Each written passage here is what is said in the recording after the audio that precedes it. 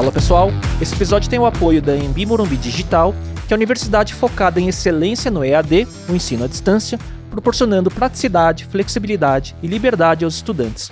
Tudo isso com qualidade de ensino e os melhores professores e especialistas do mercado. Para saber mais, siga a Anhembi Online nas redes sociais e tem link também na descrição desse episódio. Estamos começando o episódio 48 do Talks by Léo no YouTube e no Spotify, direto aqui do estúdio da Pod Factory. E hoje a gente vai falar sobre um tema que faz parte do meu dia a dia, de certa forma, que é marketing de influência. E eu recebo aqui o cofundador e CEO da Spark, plataforma de marketing de influência, Rafael Pinho. Pinho, obrigado pela presença. Fala, Léo. Eu que agradeço a presença. Prazer, muito obrigado. Acompanho o seu podcast e parabéns pelo estúdio novo. Obrigado, Pinho. Pinho, você tem uma história muito curiosa, né? Que apesar de você estar empreendendo num negócio que está crescendo muito, né? E a gente vai falar mais sobre esse negócio mais para frente, você veio do mundo da publicidade, das grandes agências como executivo na área de atendimento, né? Dá um resumo um pouco de como você entrou na área de publicidade e como foi essas passagens nas agências. Boa.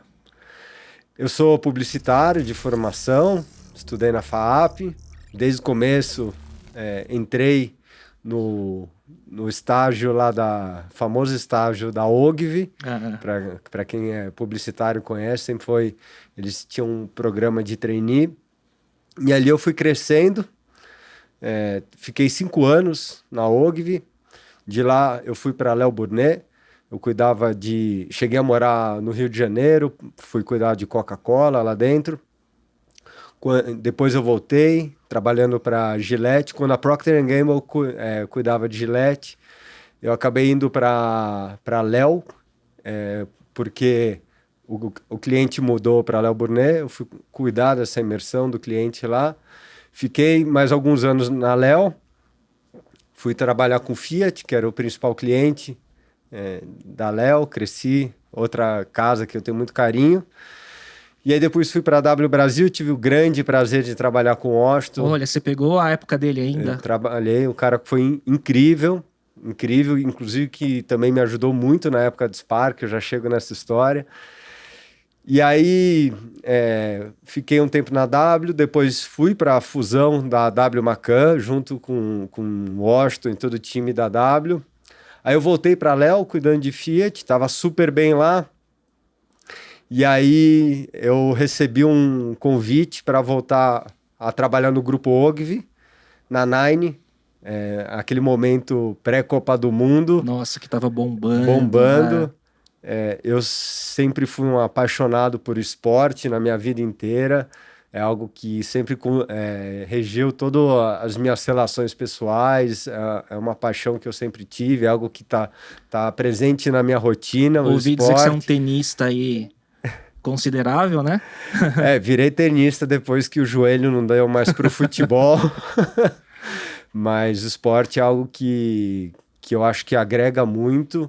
É um lugar que, além da sociabilização que eu falei, é algo que também você constrói valores, é algo que você resgata bastante dos seus valores e também você constrói times. Então, acho que são muitos valores e muitos conhecimentos que são compartilhados e desenvolvidos ali. E acho que desde a infância e adolescência eu dou muito valor para o esporte, seja ele individual, seja ele coletivo. E aí na Nine, só uma curiosidade, você pegou a Nine foi super hypada naquele momento, por causa do Ronaldo, né, e tudo mais, vários projetos, né? Era uma loucura aquilo, né? Nossa, foi demais. Então, aí, até voltando à história, cheguei lá na Nine, falei quase quanto que eu pago para trabalhar aqui, né? Mas fui num cargo de liderança super bacana. A gente tinha 2 braços de trabalho, um de gestão de marcas, que era essa parte essa unidade de negócio que eu era responsável, então focados em esporte e entretenimento, e a outra gestão de grandes celebridades, o próprio Ronaldo, Neymar, Anderson Silva, só o Falcão do futsal, entre outros. E a gente desenvolveu muito esse know-how, inclusive o Coca, que hoje em dia é meu sócio à frente, junto do dia a dia da Nine, a gente desenvolveu muito esse know-how de conectar marcas com celebridades, né? Então lá foi um embrião. Foi um embrião. E desenvolvendo uma relação muito boa com o Ronaldo, principalmente com o Boaz, que era o CEO da agência. A Nine era do grupo Ogilvy, né? Então foi até um lugar que eu voltei para casa, no sentido da onde eu comecei a minha carreira. E a gente viu nascer essa questão das redes sociais, né? Na verdade, era um momento que as marcas fechavam contratos anuais com as grandes celebridades, cantores, esses próprios esportistas. Nós estávamos fazendo isso lá na Nine, por exemplo, fechando contrato global do David Beckham com o Burger King, diversos contratos do Neymar com Johnson & Johnson, etc., Ronaldo. Então, falando de milhões, milhões e milhões de dinheiros, mas a gente viu essa questão das redes sociais como o futuro, parte do futuro da comunicação. E aí, a nossa vontade de empreender, eu tive o Coca, que era o meu par, a gente não se conhecia, a gente desenvolveu uma relação de amizade muito grande, de sinergia de trabalho, uma vontade de empreender. O Boaz, que é um empreendedor serial, nos incentivando também, um cara que a gente tinha uma relação muito boa. A gente foi estudar o mercado de fora, viu que já era algo um pouco mais desenvolvido, principalmente nos Estados Unidos, e a gente resolveu empreender. Assim, toda a condição era favorável, né? Tudo que você tinha à volta, todo mundo incentivando, o início desse mercado de marketing de influência, que nem tinha esse nome, né? Na época, né? E vocês começaram a desbravar lá em 2014? Isso. Era favorável, mas ao mesmo tempo eu posso te falar que era algo, dentro da estratégia de comunicação das marcas, era marginal. Sim. Não, bandeirante, né? Mato alto. Era assim, se o Facebook e o Google já não eram relevantes dentro da estratégia de comunicação da marca, você imagina o influenciador, que era um pedacinho daquele tamanho. Que nem o nome influenciador ainda estava formado, né? Exato. Hoje a gente fala em creator, mas fazendo já quase a terceira geração desse mercado. Eram, né, as blogueiras de Exato. Moda, né? Eram os jacarés banguela, que eram os blogueiros de conteúdo mais de humor. E as celebridades que tinham migrado para as redes sociais. Uhum. Mas você ia falar com as grandes personalidades, celebridades do mundo offline, eles quase tratavam com desdenho um micropost. Era o dinheiro marginal para eles. Uhum. E fazia sentido porque eles estavam fechando grandes contratos e tá tudo certo. Mas a gente estava apostando num caminho de entender que as redes sociais iam se tornar grandes ambientes de consumo de mídia, e os grandes protagonistas dessa conversa das grandes audiências iam ser os influenciadores, que não eram naquele momento, porque a penetração do digital, do mobile no Brasil não era tão relevante, mas a gente estava apostando no futuro. E aí é a história. A gente empreendeu junto, tendo Ronaldo e Boaz como sócios, construímos uma parceria junto com a Vevo, o Ricardo e a Fátima, hoje em dia a Mind, que são às vezes nossos concorrentes, às vezes nossos parceiros, porque eles agenciam, mas com uma relação muito saudável no mercado. E a gente poderia falar, eu já sou sócio do Ronaldo, já sou sócio do Boaz, isso estava bom, mas a gente buscou construir um profissionalismo. Então a gente falou, não é porque eu estou fazendo só um post que eu não tenho que entregar o mesmo profissionalismo do que o contrato global que eu estou fazendo com o Beckham, com o Burger King. Logo no começo, quando vocês começaram esse parque, né, e aí vocês vinham com todo esse apoio, né, então vocês começaram com muitos incentivos e tudo mais, mas como você disse, é um mercado ainda muito marginal dentro do digital, né? Como que foi o começo? Vocês foram trabalhando mais com os grandes nomes ou vocês já estavam trabalhando com nomes menores na influência e tudo mais? E outra pergunta é como você e o Coca se dividiam como executivos, um complementando o outro? Eu vim do... Bom, primeira pergunta. Era um mix, tanto de nativos digitais, quanto as personalidades do mundo offline. Com presença nas redes, né? Com presença nas redes, que se tornaram influenciadores. Mas até pelo nosso network que a gente tinha construído, a nossa entrada, de novo, naquele momento pré-Copa do Mundo, e também pelo corpo societário que a gente tinha, conseguir boas negociações com essas personalidades foi algo que a gente conseguia viabilizar. Teve uma história também que eu acho que foi um breakthrough, assim, que eu lembro muito bem, que por fora parecia que era uma empresa grande, com grandes sócios, mas a gente começou realmente muito duro, com... Chão de fábrica. 3 pessoas. Ah. Eu estava na Nine lá, a gente tinha a nossa primeira colaboradora, eu fazia 3 turnos trabalhando, 2 na Nine e 1 lá na Spark. Quase que o empreendedorismo de garagem, né? O clássico. Né? E a gente falou, entendemos que o marketing de influência é uma disciplina de marketing digital e dados estão a favor disso. Não dá para ficar no achismo só porque aquela influenciadora é mais simpática, mais bonita, porque o diretor de marketing gosta daquele e vai ser isso. E a gente quebrou a cabeça para achar algo que você desse dados como fosse como um Ibope, algo relacionado, percentual de homens, mulheres, faixa etária dos seguidores e mensurasse resultados de campanha, né? E a gente rodou, não conseguia, até que a gente conheceu o Bruno, o gêniozinho, nosso amigo, que está super bem hoje em dia, de Sorocaba. Ele falou, cara, eu não tenho isso, eu tenho uma ferramenta de Buzz Monitor, mas eu posso desenvolver.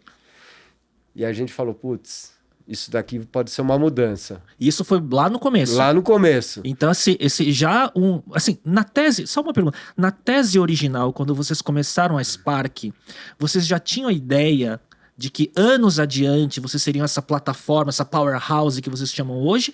Ou o negócio foi incorporando e criando novas frentes nessa jornada toda que vocês cobrem, à medida que vocês foram descobrindo no percurso, né? Porque o que você está falando é basicamente vocês criaram uma plataforma de MarTech logo de início, né? Sim.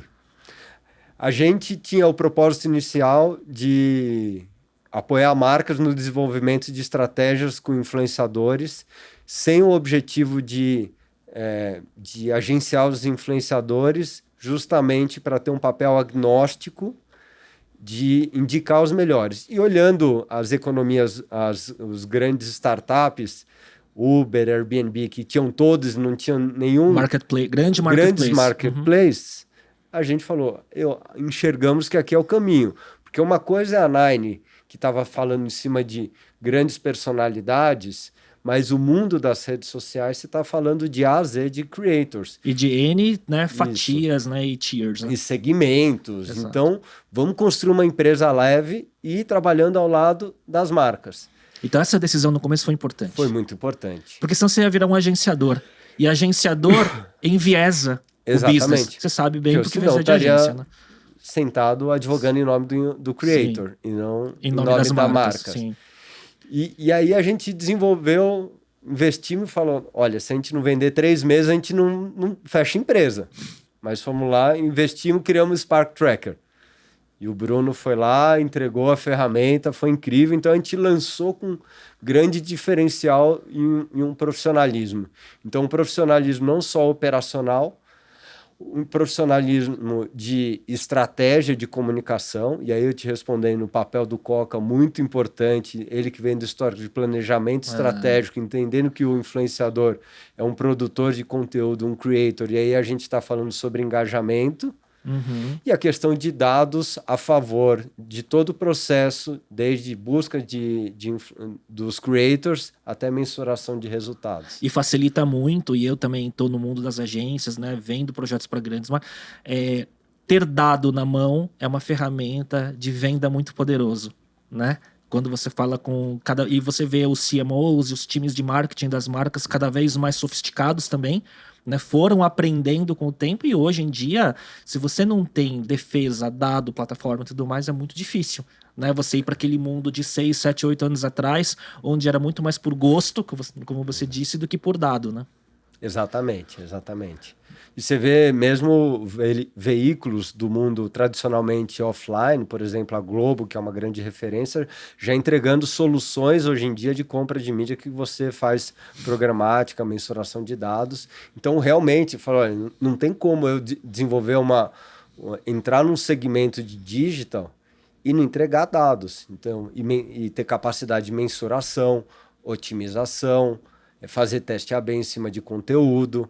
Então, tudo isso, a gente precisa entregar. Eu não posso trazer uma metodologia offline para uma disciplina digital. Você teve facilidade de fazer essa ruptura com o mindset do mundo das agências para um mundo tech? Porque todo o seu discurso ele está muito mais alinhado com o founder de uma startup de tecnologia, né, do que uma pessoa que veio do mundo da publicidade, né? E eu vejo, né, quando, assim, não, óbvio, sem citar nomes ou agências, quando eu converso com amigos que são altos executivos nas maiores agências, né, ainda tem aquela defesa do status quo do modelo de negócio da agência, né, que tem que segurar de todo jeito para não perder a receita, né? E você foi para um modelo de negócio muito mais tech-driven, vamos dizer assim, né? Onde onde o seu marketplace ele lida com creators, streamers e tudo mais, né? Mas foi difícil ou essa visão que a tecnologia e o dado era o futuro veio também do início contigo? Ou era a soma dos seus parceiros todos juntos pensando, né? Era a soma. Até hoje, que é uma das unidades de negócio, que é da onde a gente nasceu, que é onde está a maior parte dos nossos colaboradores, que é a Spark Lab, que é o que a gente está falando aqui, a gente fala muito de high-tech e high-touch, que é um pouco do que a gente estava falando fora do ar aqui, inclusive dessas questões de cancelamentos, etc., que também não pode ser só dados, porque você também tem que tomar o cuidado da sinergia da marca com o creator, se ela é verdadeira, se o creator entrega realmente os propósitos e os valores que a marca quer construir. Isso ainda é o papel do ser humano que está fazendo essa análise. Mas também não é só esse papel humano. Você tem que colocar o layer de dados e de mensuração. Então, e aí a gente tem outras unidades de negócio que são entregas totalmente aí frente de SaaS, com modelos totalmente escaláveis, que aí foi aonde a gente foi se desenvolvendo, aí eu fui me desenvolvendo como empreendedor e aprender o que é um venture capital, o que é construir um modelo de uma empresa com frentes de negócios escaláveis, que não é dependente somente de mão de obra de serviço, que você não consegue escalar o modelo de negócio, apesar de ser muito relevante.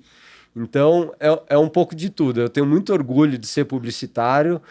Foi muito importante empreender num segmento em que eu vi, inclusive meus amigos me ajudaram muito em abrindo portas para a gente apresentar a Spark, ser fornecedor dessas agências, ser fornecedor desses anunciantes, mas também coisas que talvez por você começar uma empresa nova e leve, você não precisa carregar certos vícios para implementar. Porque você não está enviesado por um modelo de negócio que tem que sustentar um mamute, muitas vezes. Por isso que quando eu vejo, né, os discursos das grandes agências, com todo respeito, mas quando eu vejo os discursos das grandes agências que têm lá seus 200, 300 colaboradores num modelo de negócio muito baseado na compra de mídia, né, e vem o discurso da inovação, né, não, temos squad, metodologias ágeis agora e tudo mais, mas quando o modelo de negócio não muda, não tem jeito, né? O resto fica muito na camada do discurso, né? Né? Mas tem o mercado que também, como um todo, precisa entender, e aí você também tem os anunciantes que precisam dar valor ao trabalho e ao aporte criativo dessas agências. Sim. Acho que é um ecossistema muito complexo. É um ecossistema complexo também que que foi se desenhado também das agências se monetizarem, gerar sua receita através da mídia, porque também não recebiam através de outros... De FIIs, né? De FIIs. E tudo mais. É um assunto complexo que vale uns 5 podcasts. E você vem bem desse meio, você sabe bem. E aí, Pinho, hoje, né, daquele início quase garagem com 3 pessoas, agora para 2022, com um crescimento grande que vocês tiveram aí mesmo durante a pandemia, né? Hoje, com quantos colaboradores, né? E qual é a oferta hoje que a Spark tem? Porque você falou que tem várias quase unidades de negócio, plataformas, né? Como que tá essa powerhouse hoje?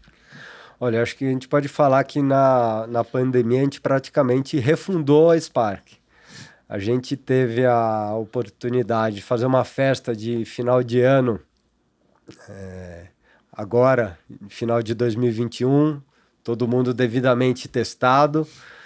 E chegou lá, a maior parte das pessoas eu nunca tinha visto fisicamente. Contratadas na pandemia. E aí eu olhei aquela quantidade de gente e falei, nossa, que loucura. Realmente eu fiquei impressionado como a empresa ficou grande. E agora, essa semana, a gente cravou 200 colaboradores. Que então, legal. realmente a empresa cresceu muito. A gente começou a pandemia em torno de 60 colaboradores. Caramba! E a gente cresceu muito exponencialmente ao longo desse tempo.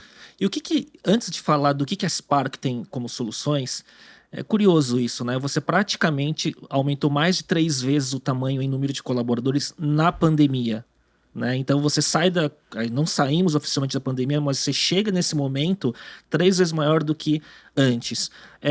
Como que foi esse desafio de escalar na pandemia e manter a cultura do negócio? Que a gente estava falando um pouco antes de começar a gravar, né? Esse foi o maior desafio. Foi o maior desafio.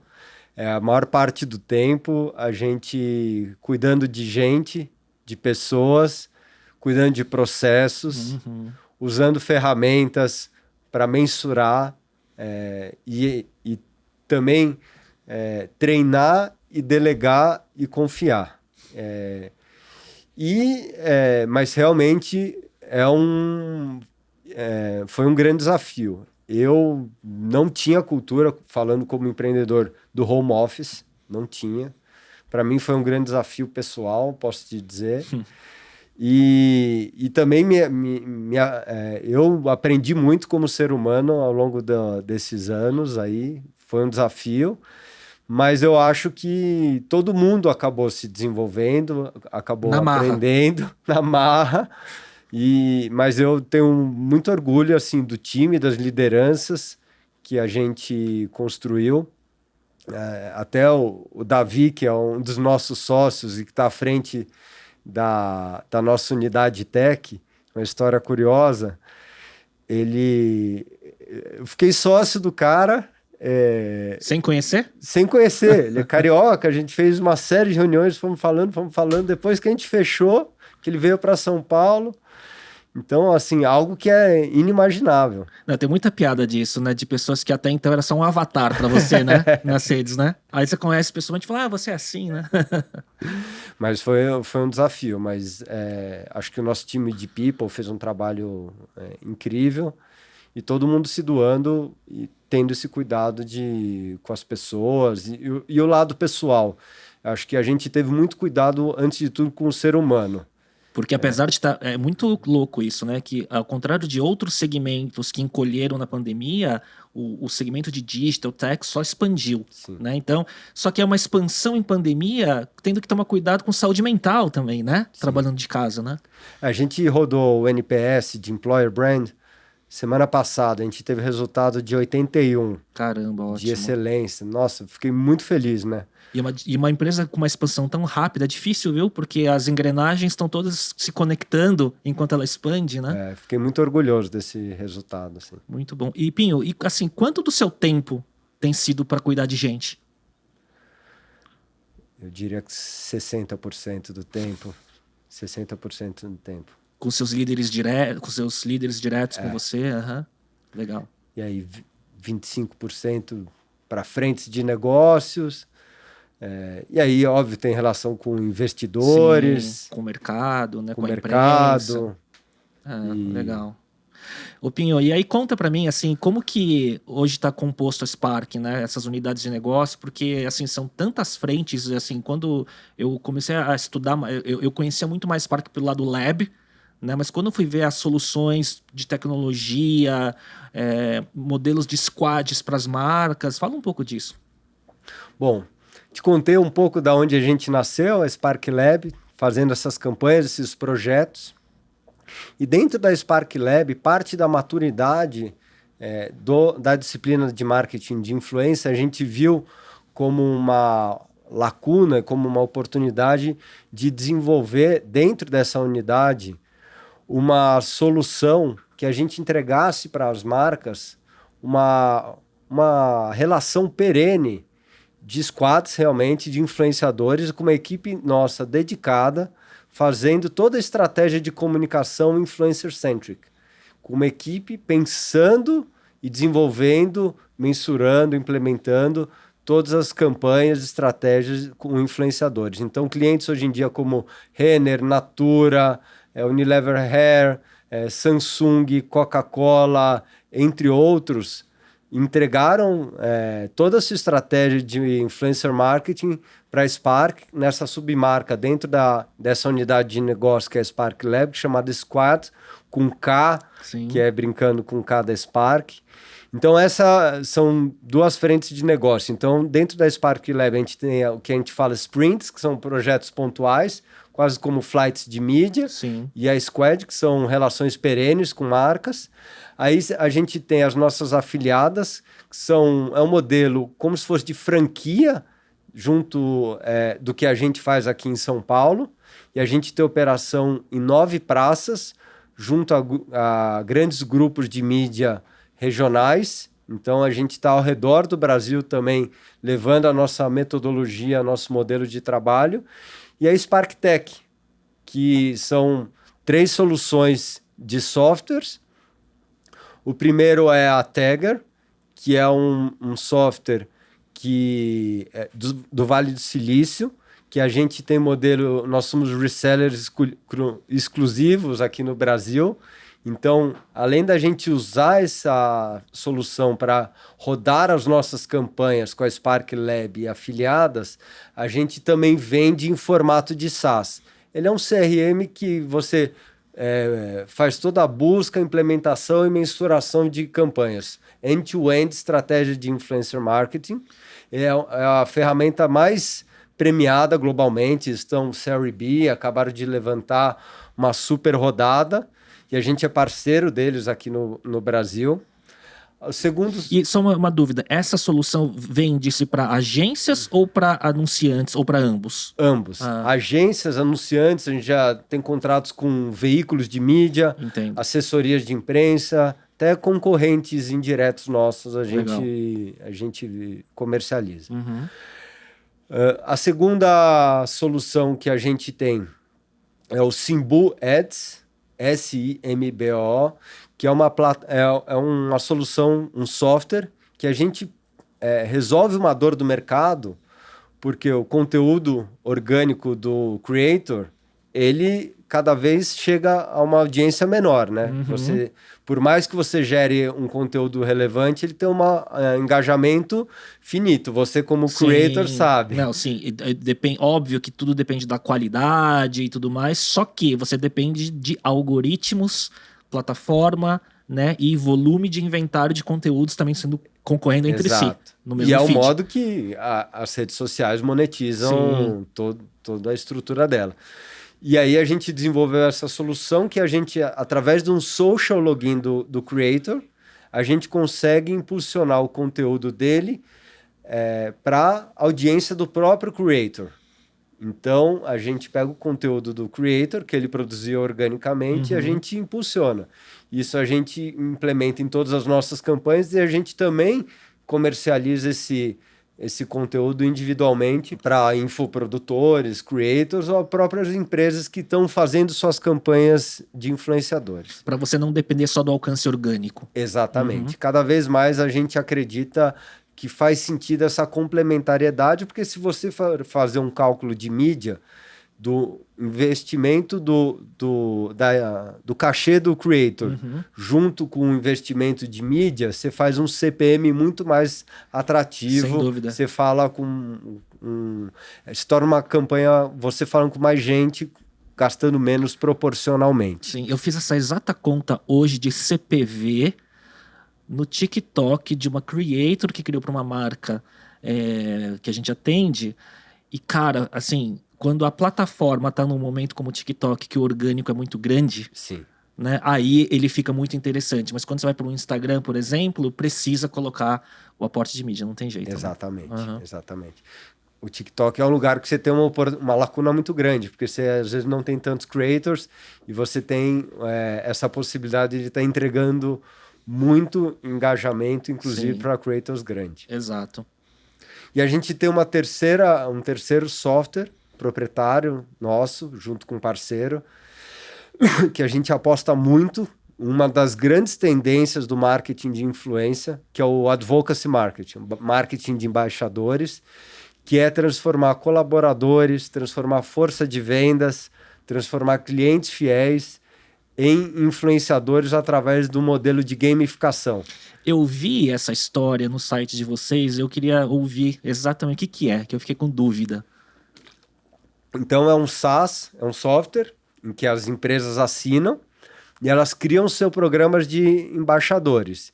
Então elas colocam, por exemplo, seus colaboradores dentro desse programa e através do modelo esses colaboradores entram nesse programa que essa empresa vai criar, que ela pode dar prêmios mensalmente de viagens, vale jantares, bonés, camisetas. Cabe cada empresa dar os seus benefícios e ela dá os conteúdos,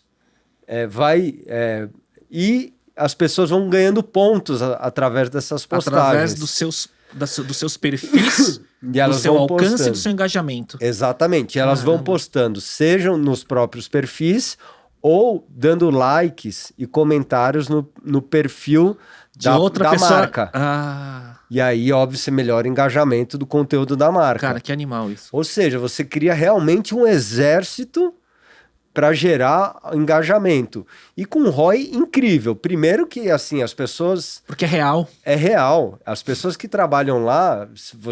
por exemplo, pensa uma pessoa que trabalha na sua empresa. Ela, para os pares... Por mais que ela não tenha uma audiência muito grande, mas para os pares delas, ela é uma referência naquilo que ela fala de conteúdo digital. Sem dúvida. Então, ela postando algo referente àquilo, ela tem um poder muito grande no famoso marketing do boca a boca. Que legal. E isso é um ROI muito grande, porque é só o custo do software e esse programa de engajamento. Você imagina, por exemplo, uma companhia aérea que ela vai lançar Black Friday ou a promoção do final de semana de viagens. Franqueadoras. Sim, pegar por exemplo, da vida. Exatamente. Ou você pegar, por exemplo, uma empresa de construção civil, vai botar todos os seus corretores divulgando aquilo. Que animal isso, cara. Ele tem N use cases possíveis em N segmentos. Ele pode funcionar como endomarketing, ele pode funcionar como canal, né? É bem legal isso. Sim, e aí você vai para outras frentes, né? Que você vai desde clubes de futebol, você vai para... Sócio-torcedor, você vai para, por exemplo, um músico que está lançando o seu videoclipe e vai colocar... desculpa, a Siri entrou aqui. Desculpa. Não tem problema. Você vai, por exemplo, pegar um videoclipe que está sendo lançado por um artista e aí você consegue colocar todo o seu fã-clube que está embarcado dentro dessa plataforma, que vai ganhar prêmios por isso. E aí cada creator ou cada produtor de conteúdo, a marca, ela não precisa ficar indo para hacks ou subformas de trabalhar do tipo, comente aqui para me ajudar, do tipo, né? Porque tem muito isso, né? Para aumentar o engajamento e tudo mais. Mas aí você tem uma plataforma trabalhando para isso, né? Exato. E aí acho que assim, é legal a gente ter essa visão, esse senso de comunidade, né? Uhum. Cada vez mais esses creators, eles têm essas comunidades ao redor. E também acho que um ponto que é legal, até o nosso propósito como empresa é desbravar o marketing de influência. E aí, quando a gente fala isso sobre marketing de embaixadores, que é uma disciplina do marketing de influência, a gente abre uma visão do marketing de influência menos óbvio, né? Sim. Que às vezes o marketing de influência mais óbvio é aquele creator que é famoso, né?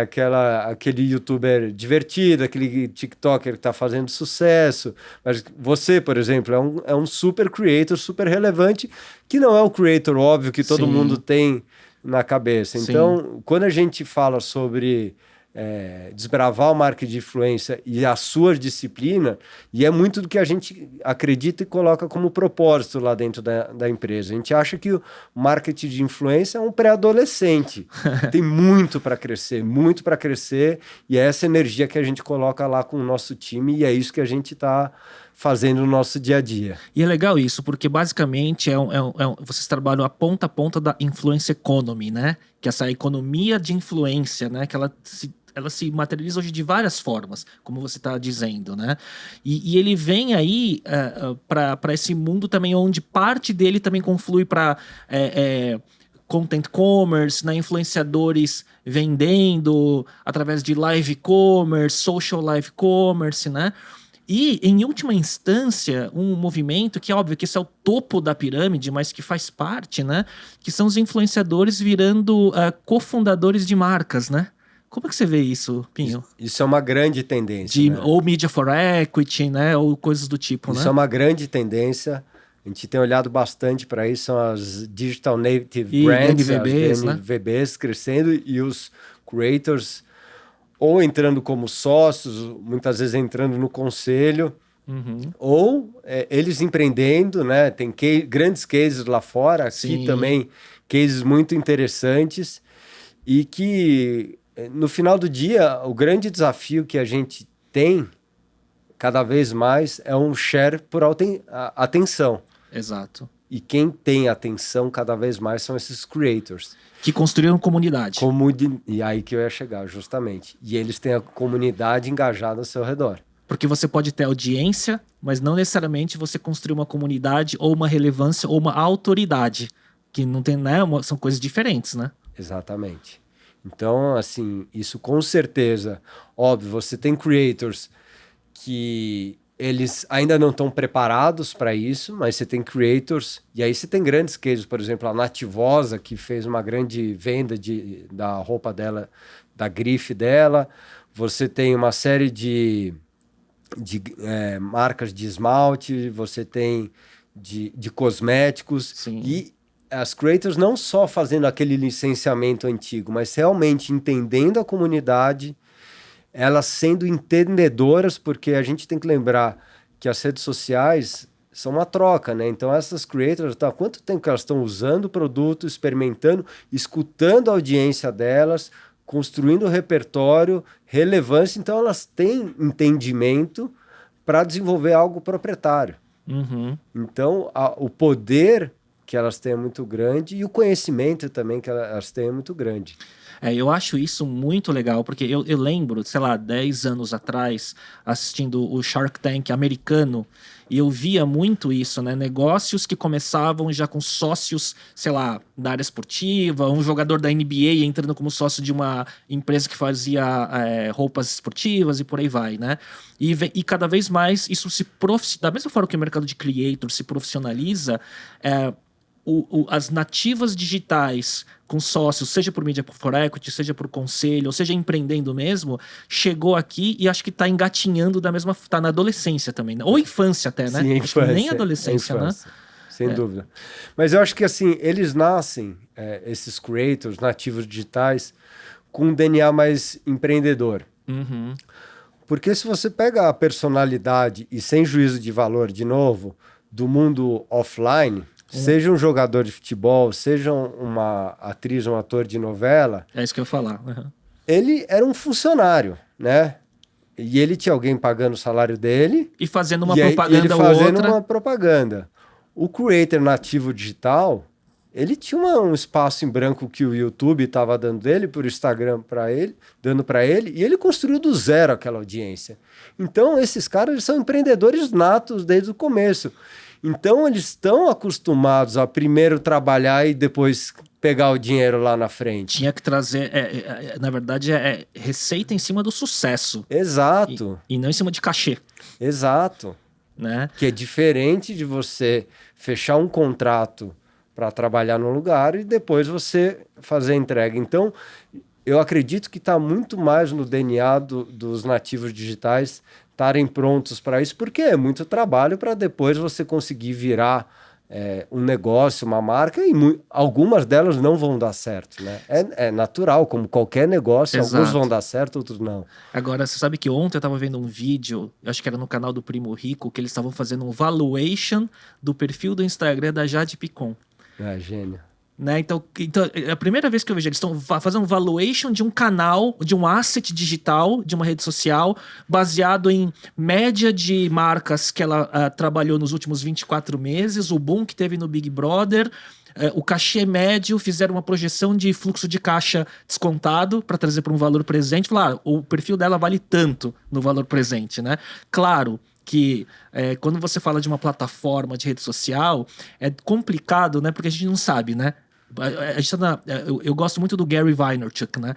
E ele fala, cara, o nosso negócio é de arbitragem de atenção agnóstico de plataforma, né? Sim. Então a gente não sabe quanto tempo o Instagram vai ser relevante, né? Talvez um tempo a mais, mas enfim. E eles estavam fazendo o valuation do perfil dela. Achei bem legal, né? E outra coisa que vem nessa linha, como que você vê o fenômeno também dos streamers? Que é um pouco diferente do creator tradicional, né? Como que você vê e como que vocês trabalham? Vocês já trabalham muito com eles? É um outro mundo. É outro negócio, mundo né? dos gamers. Cada vez mais é um universo gigantesco, né? O Twitch é o que tem. E aí a guerra entre as plataformas, né? Exato. E aí a gente vê o metaverso crescendo com tudo e o Facebook colocando a palavra meta. E veio todo esse alvoroço. Mas o metaverso há muito tempo, os gamers já estão lá trabalhando há muito tempo e com os seus jogos e uma série de eventos acontecendo lá. Então, e tem muitas marcas já olhando para isso e trabalhando com isso. Tem empresas focadas 100% em games, tem plataformas, tem a Loud, por exemplo. Uhum. Então, é realmente uma das vertentes dos creators também que é muito forte e que tem muitas marcas trabalhando muito bem e óbvio, é parte do que a gente olha dentro do ecossistema da Creator Economy. É legal, né? Porque você vê o streamer, né? Ele tem essa competência que ele tem que ser uma pessoa muito boa de comunicação e entreter a audiência ao vivo. Mas uma coisa que até o Otávio Juliato do Grupo Omelete falou, o streamer, porque eles têm o Gaules lá, né? Ele falou, o streamer ele tem que ser um excelente gestor de comunidade. Porque é esse trabalho, né? De estar transmitindo ao vivo e gerindo comunidade em tempo real. Que é um skill totalmente diferente, né? Então você vê como cada subnicho, e ele falou, cara, é muito diferente quando você vê, por exemplo, hoje já streamers fazendo comentário ao vivo de transmissão esportiva, que é diferente de você ver uma narração de um Galvão Bueno, por exemplo, né? Então você vê um público mais jovem indo muito mais para acompanhar esporte ou descobrir esporte através de um streamer do que vendo pela TV ou TV a cabo, né? Curioso isso, né? Você vê a NBA sendo transmitida pelo streamer, acho que até o Campeonato Carioca. Exato, agora, o Gaules estava transmitindo, vai transmitir Stock Car agora. E acho que também você vê um movimento que é interessante dos conteúdos tradicionais buscando rejuvenescimento através dessas novas audiências e plataformas. Imagina a Copa do Mundo como vai ser, né? No final do ano. Não, e você teve o case do Neymar junto com o Casimiro. Com o Casimiro, que foi um fenômeno, que quase derrubou ali. Quase derrubou o Twitch. Twitch, né? Da Amazon, né? Que é a maior plataforma. Exato, para ver o nível, né? Que a coisa tá chegando, né? Eu acho que são formas diferentes de consumo de conteúdo de uma audiência mais jovem que tem que ser muito olhada, porque, por exemplo, na Copa do Mundo eu imagino como vai ser, né? Pessoas preferindo acompanhar por um streamer do que pela televisão ou pelo cabo tradicional. Né? E você vem disso, né? Passou pela Nine, você viu muitos de perto, né? Exatamente. Esportes é um negócio gigante. Você vê até criançada que prefere ficar assistindo alguém jogando do que jogar. Que é um negócio... É incrível, né? E eu acho assim... Se você não entrar nesse mundo, você não entende. E você percebe que, assim, a gente... Pô, vamos nos considerar jovens ainda, mas até a gente tem uma dificuldade de entender, né, a geração super jovem do Twitch e tudo mais com esses comportamentos, né? Porque não fez parte nativamente da nossa forma de aprender a consumir mídia, né? Exato. Uma loucura. E aí, Pinho, como você vê aí os desafios? O que você acha que as marcas, né, evoluíram ou tende a evoluir na relação com os creators? Né? Como que você vê 6, 8 anos atrás para hoje, né? O papel que vocês têm de educar o mercado em relação à entrega, né, do trabalho de um creator ou de um influenciador? O que as marcas evoluíram do que elas pediam antes e pedem hoje? Como que você vê essa evolução do mercado como um todo? Eu acredito que o mercado evoluiu muito, tanto do lado dos creators como do lado das marcas, né? Então, cada vez mais um trabalho consistente, entendendo, de novo, que existe aquela questão que a gente estava conversando de ter uma narrativa verdadeira e uma relação que faça sentido entre valores de marca e o que aquele creator realmente acredita, que o creator possa realmente desenvolver um conteúdo que ele não seja só um outdoor ambulante, sim que ele coloque toda a narrativa e crença e o modo que ele conversa dentro da junto à comunidade dele para que aquilo realmente engaje. Todas as questões que a gente fala muito de deixar muito claro que aquilo é uma publicidade, quando você faz isso verdadeiramente, que não tem problema nenhum e engaja igual. Uhum. É a verdade, né? Sendo uma verdade, tá tudo certo. Então, você trabalhar com profissionalismo. Mas, principalmente, a questão que a gente estava falando de dados, né? Hoje em dia, você tem uma informação que o Brasil tem em torno de 1 milhão de pessoas que se consideram creators. Se você não tiver dados e tecnologia para buscar os creators corretos, para mensurar esses resultados, para você otimizar o conteúdo, para você analisar dentro desses creators qual que está performando mais, qual que está performando menos, que tipo de mensagem, que tipo de tagline. Ou seja, dados e tecnologias cada vez mais andando lado a lado dentro da estratégia de comunicação do influencer marketing, a gente acredita que o marketing de influência ele não vai ser profissional. Então, a necessidade de dados e tecnologias são cada vez mais necessários para você buscar grandes estratégias de comunicação. Isso não significa altos budgets, muito pelo contrário. Uma marca que esteja começando, até um pequeno negócio, começa com 1, 2, 3 creators, não coloca toda a verba de uma vez só, aprende, mensura, otimiza, tudo que a gente estava falando no começo. Eu acho que faz muito sentido para você ir aprendendo, mais do que fazer ao léu, mandar um monte de kit para um monte de influenciador, aí aparece, às vezes dá muito certo, aparece um monte de gente na tua loja, mas você não sabe se foi fulano, beltrano, ciclano que deu resultado. A velha estratégia do manda kit aí, né? E depois vai na sorte de ver o que dá de resultado, né?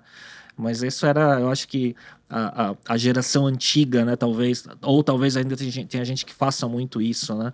Mas, Pinho, o que você acha, assim, o que você pode compartilhar dos próximos grandes desafios que vocês veem para o mercado? O que vocês estão olhando para frente? Né, como novas frentes de negócio, evolução de plataforma, evolução do mercado. O que a Spark olha para 2022 em diante? Acredito muito, uma das frentes que a gente já conversou é o Advocacy Marketing, que a gente aposta muito. Esse marketing de comunidades, né? A questão do social commerce, muito. Desde o que a gente vê de tendências lá da China, que é a grande referência disso. Você vê todos os movimentos das plataformas, né? Ontem a gente viu, por exemplo, o Twitter lançando soluções de criando lojas para as marcas. Você tem o TikTok com parcerias com o Shopify. Você tem, por exemplo, o Waze nos Estados Unidos, que você já consegue pagar postos de gasolina via plataforma. O YouTube, que vai se tornar cada vez mais um grande shopping, que você fecha o checkout ali. A Amazon, que vai se tornar cada vez mais um grande player entrando dentro dessas conversas. Aí tem a própria Twitch. Então, cada vez mais o social commerce, né? Entrando, o formato em vídeo. Outra tendência que a gente acredita muito, vídeos e vídeos curtos, né? E aí você teve o grande fenômeno no TikTok, que não é algo só para molecada, então é uma plataforma que revolucionou pela questão do algoritmo que ela trouxe, que foi algo que antes era para você falar com muita gente, você tinha que ter muito seguidor. E hoje por tema, né, do que você consome, é por descoberta, né? Exatamente. E também o formato que ela trouxe, não só do algoritmo, mas também a capacidade que você tem de, mesmo ser um creator ou amador, produzir um conteúdo engajador, divertido, que era muito diferente, por exemplo, de um youtuber, que tinha que ser um cara quase profissional. Então, e o Instagram, que obviamente com todo o potencial que tem correndo atrás e desenvolvendo Reels. Eu acho que tem uma grande tendência também da questão das plataformas fazendo esse trabalho de busca por monetização dos creators, para buscar a atenção desses creators, para ver para onde eles colocam mais energia. Eu vejo isso, né? Porque os ecossistemas eles estão ficando completos dentro de si, né? Você tem audiência, comércio, tudo dentro de um lugar só, então você vai falar, puta, vou estar no Instagram ou no TikTok ou na Twitch, né? Então tem tudo isso, né? Essa competição pela atenção da plataforma pelo próprio creator, né? Exatamente. Que quem faz a gente estar nas plataformas, nós consumidores, são os creators com conteúdo relevante. Exato. Então, logo, eles precisam estar engajados nas plataformas. Muito legal. Pinho, aí uma pergunta do Pinho empreendedor profissional, né? Cara, você hoje em 2022, em relação a 2014, quando você começou a empreender, quais foram os grandes aprendizados que você teve nessa trajetória? Foi um... Porque você tá tendo que escalar junto com o negócio, né? Foram grandes aprendizados, assim, de deixar de ser um publicitário para ser um empreendedor, empreender no Brasil, e aí, assim, os aprendizados vai de lei trabalhista, de impostos, bitributação, saber o que é... São muitas questões, né, de empreender no Brasil, mas a questão de levantar dinheiro para saber fazer rodadas de captação, venture capital, private equity, ter credibilidade, né? Que momento que é o momento de investir, que momento que você vai mais bootstrap, que momento você queima a caixa. Por exemplo, você abre uma nova unidade de negócio e que você vai perder dinheiro por um tempo, mas você tem uma visão de longo prazo. Então, me desenvolvi, eu e o Coca, de novo, muito orgulho de ser publicitário, mas a gente se desenvolveu muito como empreendedores, fomos buscar outros modelos de negócios, não ligados só à hora homem e a serviço, e aí que a gente abriu essas frentes de negócio, das franquias afiliadas, que a gente desenvolveu modelos de vendas SaaS. Então foram muitos aprendizados, lidar com tecnologia, né, que é algo que não está tanto no core, no DNA de agências de publicidade. Então foram muitos aprendizados e desenvolvimentos, e também de gestão de pessoas, né, equipe grande, área de people and culture, e implementar metodologias ágeis dentro da empresa, novos formatos de trabalho. Então, foram grandes desafios e ao mesmo tempo cuidar para que o ganha-pão, que era o dia a dia da Spark Lab, sempre estava indo bem. E isso foi muito importante, o momento que no mercado que foi se transformando. Exato. Né? Eu e o Coca, um momento que a gente se dividiu. Ele responsável mais pela Spark Lab, que fala, ó, aqui é o nosso ganha-pão, aqui é o nosso lugar gerador de receita. Que dá para investir depois nas outras unidades, né? E aí eu fui cuidar das outras frentes de negócio, óbvio, sempre a gente duplando. E isso ajudou muito para a gente ir crescendo a empresa. É engraçado, né? Porque olhando de uma forma empreendedora, essa powerhouse, né, que é o termo que você usa, ele é formado por várias startups, né? Internas, né? Algumas são de software, outras são de serviços, né? E é uma gestão complexa, mas assim, eu acho um case extremamente bem sucedido que vocês estão construindo e pelo que eu vejo é só o começo, né? Tem muita coisa pela frente ainda, né? A gente tem mais uma unidade de negócio, que a gente tem muita ideia, mas a gente também tem o objetivo de tracionar e cuidar bem do que a gente está fazendo, né? Acho que também não pode abrir muito e não ser profundo e trabalhar direito onde está, mas a gente tem no pipeline pelo menos abrir mais alguma coisa por aí. Ó, tô vendo que essa questão do bichinho do empreendedorismo já não volta mais atrás, né? Já tá bem enraizado. E em cima disso, Pinho, você, além da Spark, você participa, mentora, investe em outras startups, você olha para isso também? Tem tempo para isso?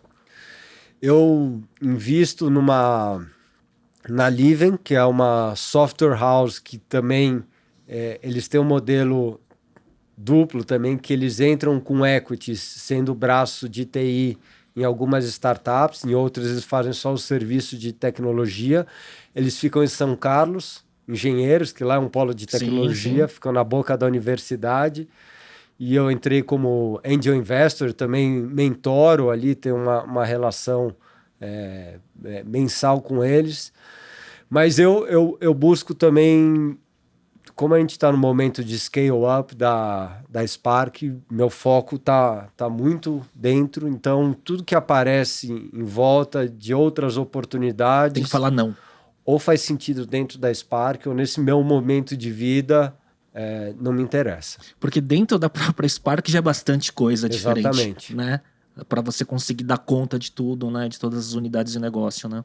Ou faz sentido aqui dentro, ou não. Pinho, indo para curiosidades pessoais que eu tenho sempre com os convidados aqui do podcast. Como que é a sua rotina diária, seus hábitos no dia a dia? Eu sei que você deve praticar muito esporte, mas como é que você mantém aí o machado afiado aí? Tem um ditado que eu estava até falando hoje com uma pessoa, que fala assim, se me derem 1 hora para derrubar uma árvore, eu vou ficar 50 minutos afiando o machado. Né? Então, assim, eu falo muito isso que assim, você tem que cuidar do hardware também, né? Da saúde física, mental, para conseguir performar no business, né? Como que é a sua rotina? Eu busco, assim, as manhãs, sempre que possível, fazer esporte. E aí, depois do esporte, chegar no escritório, organizar meu dia. Depois de organizar meu dia com as tarefas, todo dia da semana eu tenho meus one-on-one com as pessoas, cada dia da semana com um. Só seus liderados diretos ou você pega outro tier também de middle e para baixo? Na área comercial eu pego outro uma vez por mês, mas aí são os liderados diretos uma vez por semana. Sim. E aí eu sempre gosto de fazer isso pela manhã, porque aí depois eu tô com a agenda mais livre, porque eu sei que aí tem as outras reuniões do dia a dia, as outras demandas, as agendas que são... que vão sendo durante a semana, mas essas são fixas durante todas as manhãs, que eu acho mais importante. Que vai garantir que a cadência do desenvolvimento do negócio aconteça, né? Exatamente. E quando você está com a energia mais fresh, limpa, né? Assim, no dia.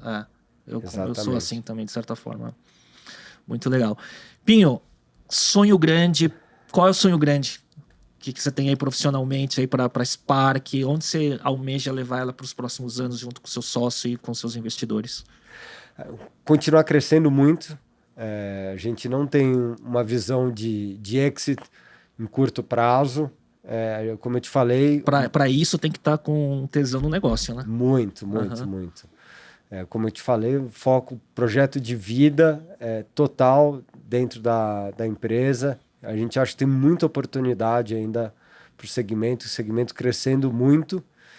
Então, a gente reinveste muito no negócio, olha para outras oportunidades, outras frentes, sempre dentro com um propósito muito claro, olhando para a Creator Economy. E olhando nesse primeiro momento Brasil, mas por que não América Latina e outras expansões, mas muito construindo em cima de valores éticos. A gente acredita muito em gerar valor para o nosso ecossistema. Então, quando a gente fala em gerar valor para o ecossistema, para os nossos clientes, marcas, para os creators, que a gente falou que são empreendedores brasileiros que estão ali ralando, começaram do nada, abrindo sua câmera, dando a cara para bater. Dá muito trabalho. Esses caras estão de parabéns e são raladores. E a gente tem muito orgulho de trabalhar com eles. E é curioso, né? Porque quem é audiência, às vezes olha um creator e fala, ganha dinheiro fácil. Vai lá. Longe disso. Né? Porque imagina você ter a obrigação de produzir conteúdo com frequência, não é fácil, cara. Exatamente. Né? E, obviamente, os nossos colaboradores que estão lá junto com a gente, dando a vida, abraçando com a gente o nosso sonho. Tem muito orgulho, estamos junto com eles. Estou lá para trabalhar para eles, estou a serviço deles. Tirar os obstáculos, inteiro, né? Justamente. Então, acho que construir junto, assim, é assim que vale a pena e não a qualquer custo. Vai que eu tô aqui conversando com o founder do primeiro unicórnio do marketing de influência aí, né? Vai saber, né? Não, já saiu aqui, a Shop the Look, né? Não sei. Muito legal. É mesmo? Muito legal. E, Pinho, indo para a reta final aqui, eu tenho sempre um bate-bola com perguntas e respostas, né? Vamos ver se sai, não sei se você preparou e tudo mais, mas vamos lá. Um hábito ou rotina que te ajuda no dia a dia? Hábito, rotina. Já te falei, do esporte. Separar um tempo também para dar risada para alguma coisa, falar com um amigo, nem que seja no WhatsApp, para dar uma aliviada. Também tem que ser divertido. Acho que a nossa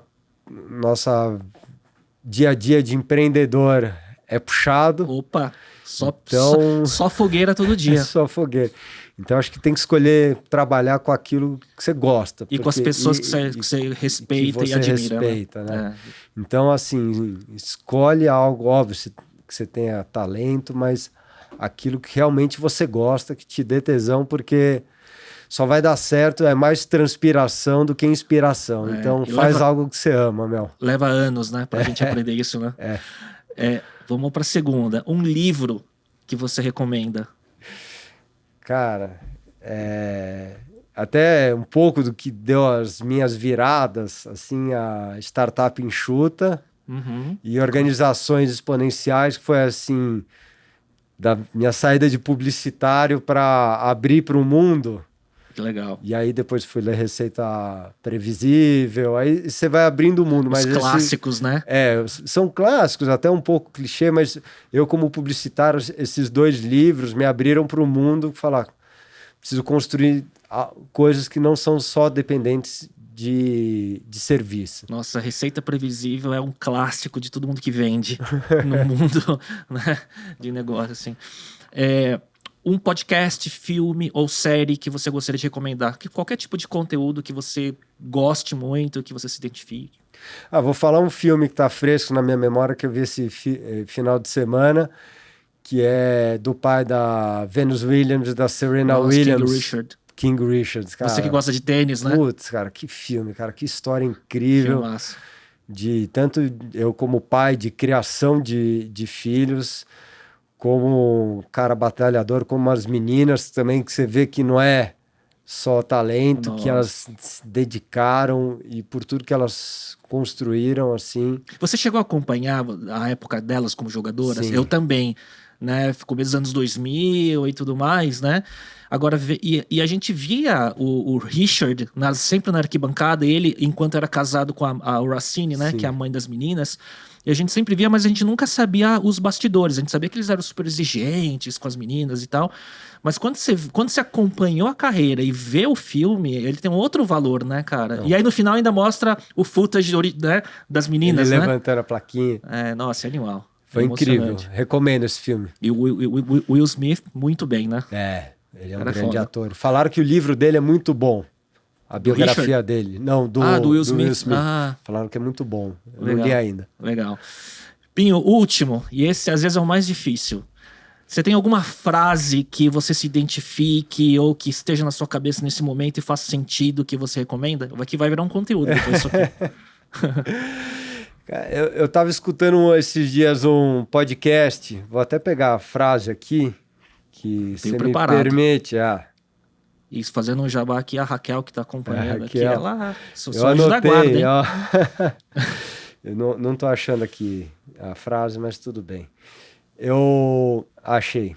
É do CEO da Vetex. Eu estava escutando num podcast do Mariano, da Infomoney, que ele falou... acho que foi perto da época que eles abriram o IPO dele lá na Nasdaq, que falou assim, a gente tem que ter mais curiosidade do futuro do que orgulho do passado. E eu achei muito bom essa frase.